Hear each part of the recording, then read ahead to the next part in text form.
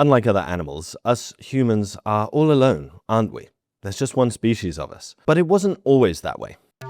50,000 years ago, there were multiple species of human alive across the globe. Our ancestors, Homo sapiens, were in Africa and starting to spread out across the world. Neanderthals roamed Eurasia from Britain to Siberia and as far south as the Middle East. In Asia, there were multiple distinct human groups. The Denisovans in mainland Asia, Homo floresiensis in Flores. And we have several other fossils that are very debated at the minute.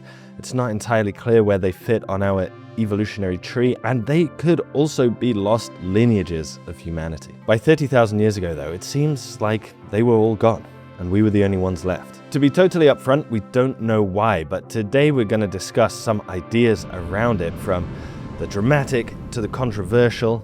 Don't think of any of these hypotheses as definitively the truth. Think of them instead as clues. Clues to the oldest cold case in humanity, the disappearance of all the other human species. These bones in this mud here belonged to a Neanderthal who lived in Grotte Mandrin in the south of France. The excavators nicknamed him Thorin after the dwarf in The Hobbit. Great name, love that name. All archaeologists, I'm sure, love Tolkien. Gandalf. He was one of the last Neanderthals to ever live, as far as we're aware, living sometime between 42 and 50,000 years ago. A study into his DNA was released last September, and it sort of gives us a first piece, perhaps, of this extinction puzzle. According to the study, the population he was a part of had been isolated from other Neanderthal communities for a staggering 50,000 years. 50,000 years! Can you believe it? Now, that's rather a surprising result, because why would they be so isolated in an environment that was almost the core region of the Neanderthals, sort of Western Europe? That seems to be a really core region for them. Why would they be isolated for so long? We're not sure. So those results there's a lot of thinking going on about them. But what is definitely fair to say is that Thorin was pretty inbred as a result. More inbred than modern humans are. And so we have to bear this in mind when we're discussing all these hypotheses today. Keep in mind, we're talking about small populations of humans. Across all of Eurasia, there may have only been a few thousand Neanderthals alive at any one time. It's not that many people that had to die. That's really important to remember. We're not talking about lots of people here. Okay, let's not beat around the bush. Let's start with probably the most controversial hypothesis. Were our ancestors, modern humans, in some way superior? In some way we had an edge over these other groups of humans? This is a really tricky issue, because when Neanderthals were first discovered in the 19th century, fossils like this, the Old Man of La Chapelle, they were really thought of as lumbering brutes. They're always portrayed as hunched over. That's because the fossil that was discovered, this Old Man of La Chapelle, was an old man. He had arthritis and things. He wasn't a Neanderthal in the prime of his life, it's fair to say. Yeah, sometimes they're even portrayed as like beast-like, even fighting dinosaurs. We really totally had the wrong idea about them. Since that time, though, we've just discovered so much more. They did sophisticated things like make glues out of birch resin for their tools. They painted cave walls just like we did. They even, at one side, Brunikel constructed a ring of stalagmites deep within a cave, really deep within a cave, and had little fires in there. That's really a bizarre sight. I've got to make a video on that site soon. And of course, we now know through genetics that they interbred with us. So they're truly human. They're truly human like us. However, an obvious truth is that our brains have been evolving and our culture has been evolving alongside every other part of our body. And there could have been some subtle differences between the brains of Homo sapiens and Neanderthals. Now, modern humans and Neanderthals both evolved to have large brains, but you can see that there is a different shape there. The Neanderthal one is more like a rugby ball. This is round like a football. Sorry, I know that's not the balls that my American viewers would have used. Another factor in the extinction of our cousins may have been that too many people had access to their personal data. But you can escape that problem thanks to today's sponsor, Incogni. Was that a smooth transition? I'm contractually obliged to do a smooth transition. Your personal information is all over the internet. Every time you go on a website, they're gathering something. Login information, social security addresses, all this stuff. It's all being gathered and it's all being sold by data brokers to whoever, basically. It seems harmless, but companies do use this data for all sorts of things. And it's a big driver of online harassment and stalking and things like that. It's not great to have all your information out there. Data really is the oil of the digital economy, and they're drilling you dry. You're being drilled dry. It's the truth. It's funny, but it's actually the truth. It's actually the sad truth. Do not fear though, Incogni can remove your data from these lists. You can have all your data removed, but who has time to do that? Obviously no one. Incogni can act on your behalf. They'll file these takedown requests, they'll deal with any disputes that may arise, and most importantly perhaps, they'll continually check for your data on these lists because of course you're still going to use the internet, right? Your information is still being scraped from websites all the time. They're going to continually check for you. It really is a key weapon in keeping yourself safe online, especially if you're someone that really values your privacy. You know, it seems silly to say that I do because I have this public YouTube channel, but it's really something I think about a lot. I have Incogni. Take your personal data back with Incogni. Use code Stefan Milo at the link below and get 60% off your annual plan. Thank you so much to Incogni, keeping me safe online and sponsoring these videos. Does that different structure mean they worked differently? It's just so tricky to say for sure because of course we cannot observe a Neanderthal in the wild anymore. There have been studies that have attempted to answer this question through genetics, but they're so heavily debated, I don't think we can draw any concrete conclusions from any of those studies at the minute. So we're left with archaeology. And the archaeological record perhaps does give us some clues to some differences. These are bone needles from the Paleolithic. They were excavated across Europe and Asia in many different sites, but always from layers connected to Homo sapiens. It's not that Neanderthals didn't have clothing and didn't work hides, you know, they must have done, they simply must have done. But the presence of needles with eyes in Homo sapiens context shows that we had really mastered fitted clothing, tailored clothing, stuff that actually fitted to our bodies. We could also obviously make quite thin threads. The development of rope and thread might not be as glamorous or get as much attention as other technologies, but it really could have given us a huge survival advantage. Not just fitted clothing, but tarps, nets to catch small prey, catch fish, bows to hunt safely from a distance. Sewing and things like that probably were one of the most significant technological developments of the Paleolithic, right up there with fire and all of that stuff. And it has only been found in Homo sapiens contexts. It's interesting that. It's interesting. Fundamental biological advantages don't necessarily have to be connected to intelligence. Our bodies are different to Neanderthals. Ours are more tall and slim. Neanderthals are a little bit chunkier. They're a little bit thicker. No judgment on them. I'm sure they looked great. Now, did that mean they needed to eat more? There's been a lot of debate around the significance of this. It seems likely that they did at least somewhat have to consume more calories than us. You see big variations in estimates from almost needed to consume double the amount of calories we have to maybe it was just 400 or 500 more a day. There's a lot of different estimates I've read, but it does seem like they had to consume at least a few more calories than us. All things being equal, that's obviously a disadvantage. The easier it is to access calories, the greater your chance of survival. That's basically all there is to life. Consume calories, reproduce, and die to reduce life to its most fundamental elements. That is kind of it. If that's easier for Homo sapiens, even marginally, over the course of tens of thousands of years, hundreds of thousands of years, maybe that was just all the edge we needed. If you can access all the calories you need quicker, that also gives you more free time which can be devoted to learning and developing and passing on culture.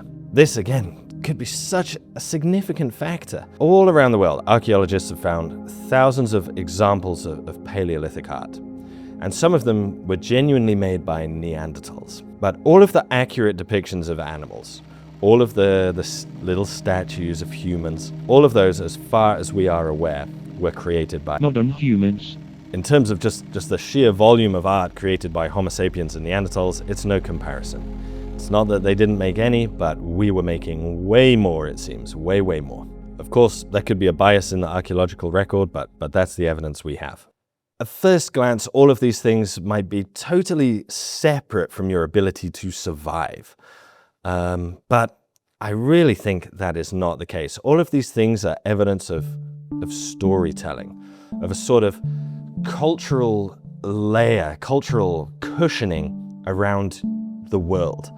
Stories are just so incredibly powerful. They pass down knowledge, they bind us together. Each one of these pieces of artwork could be evidence of generational knowledge being passed down. And all of our technological developments kind of rest on that fundamental thing. I have no idea how this camera works that I'm talking into now, but generations of people before me did, so I can just turn it on and use it. When times get hard, having that shared culture, having that cultural wrapping in the world around you, it could have made all the difference to the survival of humans. That could be a huge clue to our survival. It really could. Hypothesis number 2, did we just bash them in? It's another controversial one. Did we just bash them in? Did we just do them in? There's no shortage of evidence of violence in the archaeological record. This rib belonged to a Neanderthal from Shanidar Cave, and as you can see, they received a really nasty stab wound. The only problem is we obviously cannot say whether this was a conflict between different species or someone in the Neanderthals community who took a severe dislike to them. We can't really ever prove that in the archaeological record unless we found a really distinctive tool still stuck in the wound. That's probably the only way we could ever confirm that. However, there is some circumstantial evidence we have to consider. During the Paleolithic, the world was full of megafauna, big, large animals like woolly mammoths, giant kangaroos called Procoptodon, the enormous deer Megaloceros who fought with the most incredible antlers. Man, it must have been crazy to see those chaps fight with those things. What an incredible animal. All of those animals are now extinct, and they are far from alone. According to one study, between 32 and 76,000 years ago, megafauna may have decreased by 92 to 95%. That's staggering. That's staggering, isn't it? Now, it could be that changing climates played a role in that. This was a period of time when the climate was very unstable. However, it has to be said, the climate fluctuates a lot throughout the Earth's history. All of these animals, all of these species, all of their ancestors had gone through climate change and things like that without so many of them dying. By far the simplest explanation is that humans are responsible for this. And we have absolutely loads of evidence of humans hunting megafauna. The most famous examples to my mind are these huge piles of mammoth bones at Kostenki. I made a whole video about it last year.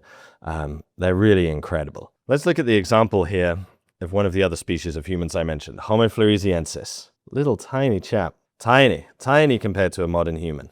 They often get nicknamed the hobbits because, they're little, and again, archaeologists love Tolkien. The current thinking on these little people is that they were Homo erectus. They got trapped on the island of Flores and gradually experienced this phenomenon we call island dwarfism, where big animals tend to get smaller because of a lack of resources, and then also for some reason small animals get bigger. Funny stuff happens on little islands, biologically speaking. It's very interesting. Evidence suggests hominins have been living on Flores for 1 million years. In that 1 million years, they no doubt experienced changes in climate, natural disasters, their bodies getting ever smaller due to less and less resources, and yet they survived. For 1 million years, they survived, only to disappear once Homo sapiens arrive in the region. For me personally, that seems like a clue that is too big to ignore. To be perfectly upfront, we have absolutely no evidence of Homo sapiens killing Homo floresiensis. We have no evidence for that whatsoever. But that seems like quite a large coincidence, if you ask me. I cannot help but think our intolerance for any form of life that challenges us in any way might have led to the demise of some of these humans. We might want to put these humans alongside all the other megafauna that went extinct at that same time, because we're just knobs sometimes. Both of the hypotheses I've mentioned so far really center human agency and human action. But that is not always the case, right? Nature does not really care one iota for our plans, and nature could have played a role in the demise of our cousins. This is the Bay of Naples in Italy. What seems at first glance to be a bay in a lovely Italian town is in actual fact a large volcanic area called the Phlegrean Fields. I hope I'm saying that correctly. It's basically Europe's supervolcano. The most famous volcano in this region is of course Vesuvius, notoriously burying the Roman town of Pompeii, preserving it for us for 2,000 years. But the largest eruption in the last 200,000 years occurred around 40,000 years ago, just as all of our cousins, especially the Neanderthals, are going extinct. This eruption spewed millions of tons of ash into the air above Europe, and you can see this in some places in the archaeological record. Mezhmaiskaya cave in the Russian Caucasus was home to Neanderthals at this time, and the layers of the ash from this eruption and another eruption in the Caucasus at the same time are visible in that site. I think I'm right in saying that below the layers of ash you find Neanderthal tools, and above them you only find the long, thin blades characteristic of Homo sapiens. It really seems like, at least at Mezhmaiskaya cave,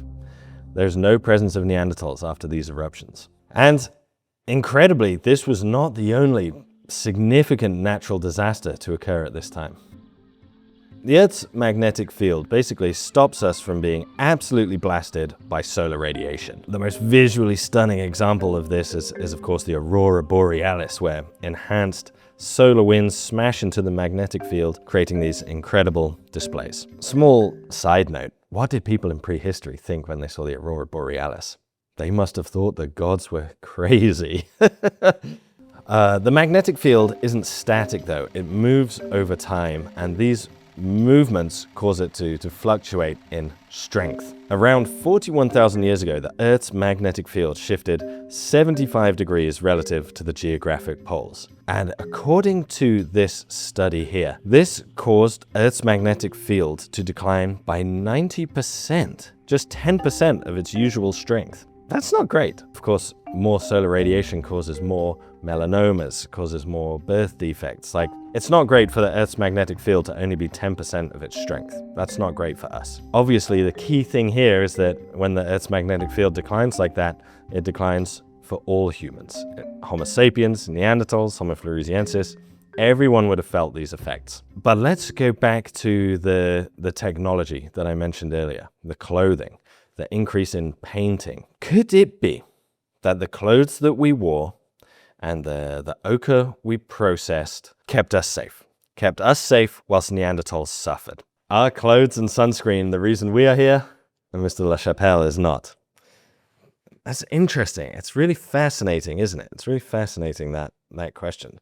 Something so simple. The Himba people of Namibia and Angola famously cover their skin in a lot of fat and ochre to protect themselves from insects and the hot sun. When we imagine our ancestors 40,000 years ago in the heart of the Paleolithic, was this also how they looked? Were they also doing this to protect themselves from the increase in solar radiation that must have accompanied the decline in the Earth's magnetic field? I wouldn't personally, I don't think, ever argue that that's the definitive reason that Neanderthals are extinct. But in a population that's already suffering, in a population that's facing competition from skinny cousins down the road, could a small change like that be all the difference? The eruption of volcanoes and the Earth's magnetic poles shifting are obviously very big, very dramatic natural disasters. But nature also threatens us on a microscopic level. In 1492, Christopher Columbus reached the Americas. It's for sure one of the most impactful and significant moments in modern human history, and also one of the most devastating moments in human history for the Native Americans. It unleashed a frenzy of violence and empire building, but also introduced new diseases to a population with little immunity to them. Millions upon millions of Native Americans died. Many of those diseases that were introduced were the result of agriculture in a way. The close interaction of humans and animals that had developed since the Neolithic period. We were just interacting with different animals to Native Americans. But diseases existed in the Paleolithic, so could this have been a factor? Well, as with everything we've discussed today, it's tricky to say. But there is one really interesting line of evidence. Now, I'm sure you are aware, a tiny fraction of your DNA came from Neanderthals and Denisovans in some populations. It seems that everyone around the world at least has some tiny input from these populations. These Neanderthal genes within you are not spread evenly. There are areas with no Neanderthal ancestry. We call these Neanderthal deserts. And there are areas where there's more than average Neanderthal ancestry. And what's really interesting is one of those areas where there's more seems to be connected to our immune system. The current thinking on this is that as humans interbred with Neanderthals and moved into new regions, the fact that we were taking on these genes and that were helping our immunity gave us an advantage in those new regions where we had not really been exposed to the viruses and bacteria before. That helped us survive, and that's why so many Neanderthal genes are still hanging around in our immune system. Could this have been a two-way street in the same way that we were perhaps being exposed to new diseases, new viruses?